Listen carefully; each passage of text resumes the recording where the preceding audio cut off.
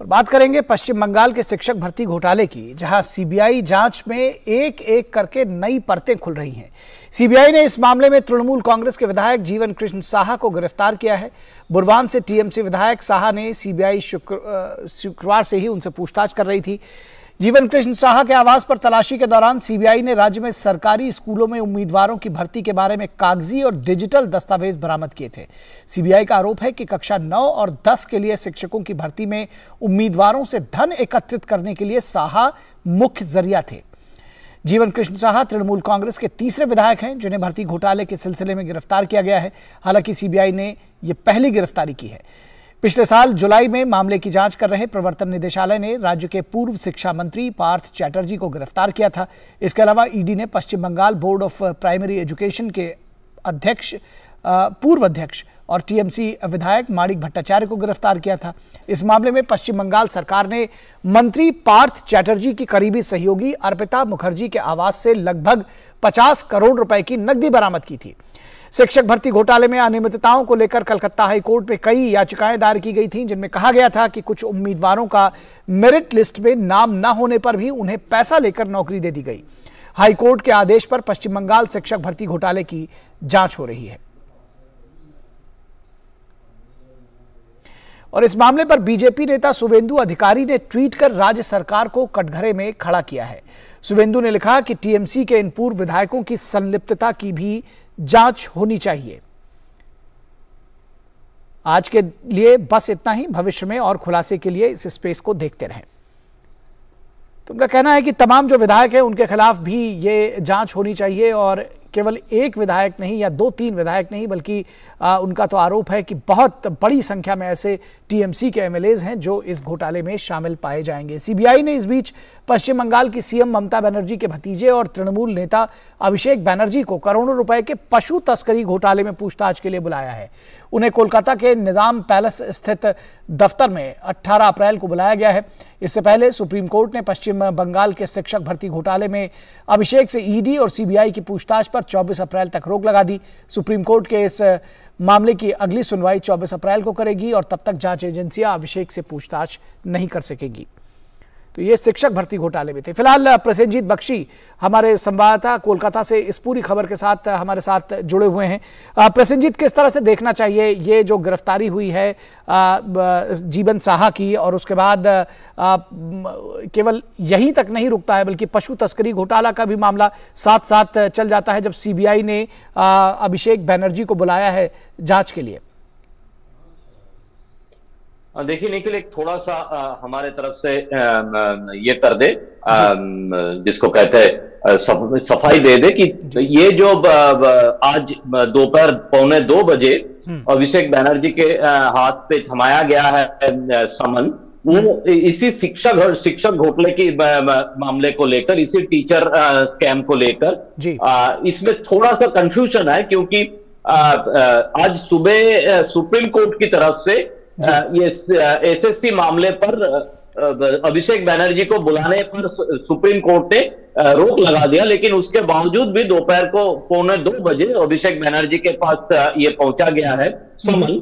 तो इसका कानूनी कार्रवाई क्या होना है, क्या ये समन वैलिड है या नहीं है? नहीं, तो ये समझना चाहेंगे कि आपसे कि ये शिक्षक भर्ती घोटाले के लिए समन है या फिर पशु जो घोटाला है उसके लिए समन है? नहीं, शिक्षक भर्ती घोटाले के लिए ही समन है।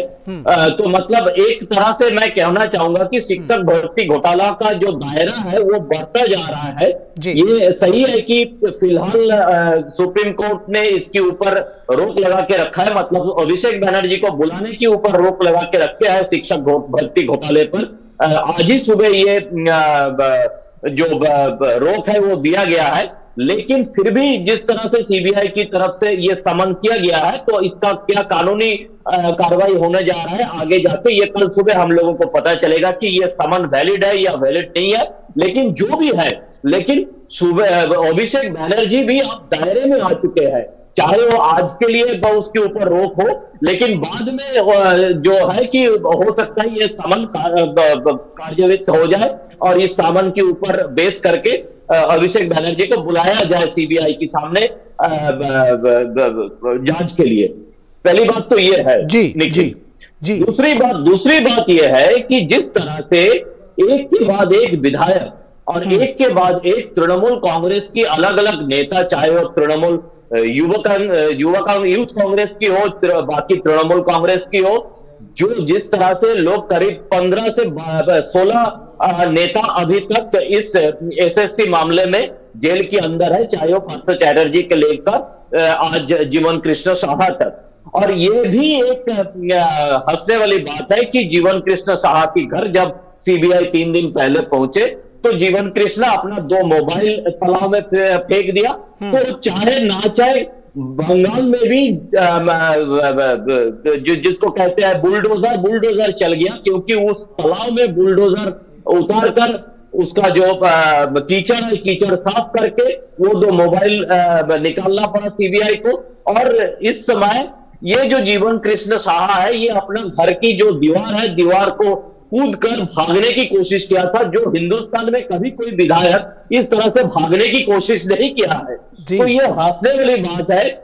और इसी के ऊपर आप ममता बनर्जी उनका जो सोच है उसमें थोड़ा सा मुझे लगता है कि पता नहीं, उनको समझ में नहीं आ रहा है। तो इसीलिए आज उन्होंने होम मिनिस्टर अमित शाह की इस्तीफा मांग लिया है। उनका कहना है कि जिस तरह से सीबीआई और ईडी और ये सब इनको इस्तेमाल किया जा रहा है, यह गलत है और होम मिनिस्टर को इस्तीफा देना चाहिए। तो एक तरह से पूरे एक सोसाइटी में, एक समाज में एक तरह की एक मैंने कहना चाहूंगा कि ये लोगों का दिमाग में आ चुके हैं कि हो क्या रहा है। एक तरफ पीएमएवाई मतलब जो आवास योजना है उसकी घोटाला, एक मिड डे मील का घोटाला, एक तरफ इस तरह की एसएससी घोटाला जिसमें इतने सारे लोग जेल में आए। तो आगे जाके अच्छा फिर जो पंचायत चुनाव है उसका कोई, तो ये ममता बनर्जी जो जैसा कि आपने बताया, तो ये ममता बनर्जी क्या इस्तीफा मांग करके ये अपने दाग धुलना चाहती? क्योंकि एक के बाद एक गिरफ्तारियां हो रही है। आपने ही बताया कि जो मोबाइल है वो तालाब में फेंक दिया जाता है, सीबीआई उसको बरामद कराती है, घर से कूदकर भागने की कोशिश करते हैं। पार्थ चैटर्जी को हमने देखा, ये तीसरे एमएलए हैं जो गिरफ्तार हुए हैं। तो वो कहना क्या चाह रहे हैं इस बात से? देखिए, ये हम अगर थोड़ा सा ममता बनर्जी का राजनीति का इतिहास देखें तो ये उनका जो ये हम कहते हैं उनका जो भाग्य है ये बहुत अच्छी है।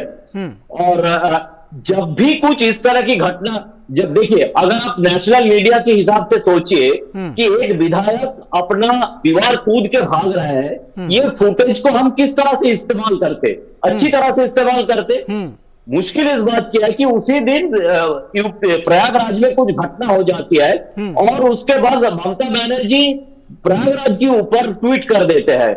मतलब बंगाल में एक विधायक जो हिंदुस्तान में कभी हुआ नहीं, जो दीवार कूद के भाग रहा है और वहां पे एक क्रिमिनल जिसका मर्डर हो जाता है, तो अब उस क्रिमिनल को लेकर ममता बनर्जी काफी चिंतित है और ट्वीट करके यूपी का जो लॉ एंड ऑर्डर को लेकर वो चिंतित है, जबकि एक विधायक कूद के भाग रहे हैं, इसमें लॉ एंड ऑर्डर का कोई चिंता नहीं है। तो आप सोच ही सकते हैं कि ममता बनर्जी का सोच कितना समस्या में है, कितना दिक्कत में है, किस तरह से उन्होंने अपने और अपने भतीजे को इस समस्या से निकालने की कोशिश में है कि चाहे कुछ भी हो जाए पूरे देश में, वो किसी ना किसी इशू को उठा के ट्वीट करके कम से कम बंगाल से लोगों की ध्यान हटाया जाए, ये कोशिश में लगी हुई है। जी जी जी, निश्चित तौर पर बहुत शुक्रिया इस तमाम बातचीत और जानकारी के लिए और इस पूरी सियासत को समझने समझाने के लिए।